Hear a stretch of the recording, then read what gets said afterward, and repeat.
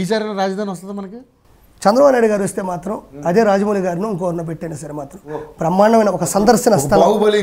నేను చెప్తేనే ఆయన అప్పుడు అనుకున్న కానీ చేసి పెట్టుంటే ఈరోజు బ్రహ్మాండమైనటువంటి స్థాయిలో ఈరోజు ఒక సందర్శన స్థలం అంటే మనం ఒక తాజ్మహల్ చూస్తాం, ఒక మన చార్మినార్కి వెళ్తాం, ఒక రామోజీ ఫిల్మ్ సిటీకి వెళ్తాం.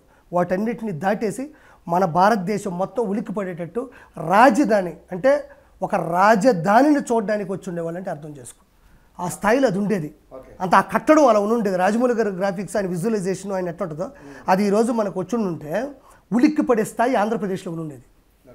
సో ఏదేమైనా మీరు ఆశించినట్టుగానే అక్కడ కూటమి రావాలి.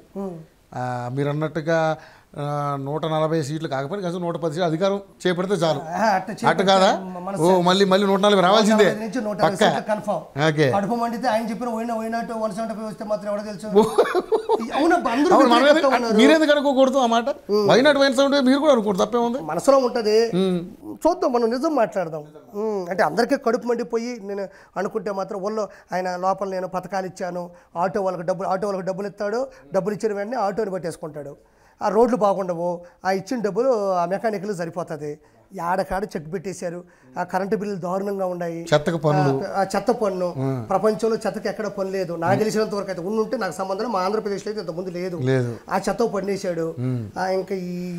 ఇంకా భయంకరంగా కరెంటు బిల్లులు, ఫ్యాన్ వేసుకోవాలన్నా భయపడిపోతున్నారు. ఇప్పుడు ఇంకా భయపడతారు. ఫ్యాన్ వేసుకోవాలన్నా భయమే, ఫ్యాన్కు ఓటేయాలన్నా భయమే. కాబట్టి టీడీపీకి గుద్ది అవతల పడుతున్నారు.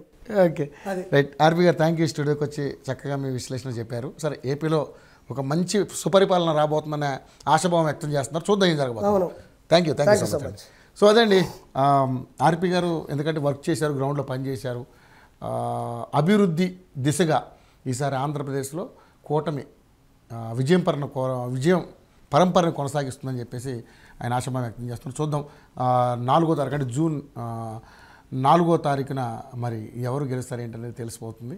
చూద్దాం. అప్పుడు మళ్ళీ ఒకసారి ఆర్పి గారిని స్టూడియోలో కూర్చోబెట్టి ఒక విజయోత్సాహమైనటువంటి ఆ గర్వంతో మళ్ళీ ఒక ఇంటర్వ్యూ చేద్దాం. ఖచ్చితంగా. థ్యాంక్ యూ సో మచ్ అండి.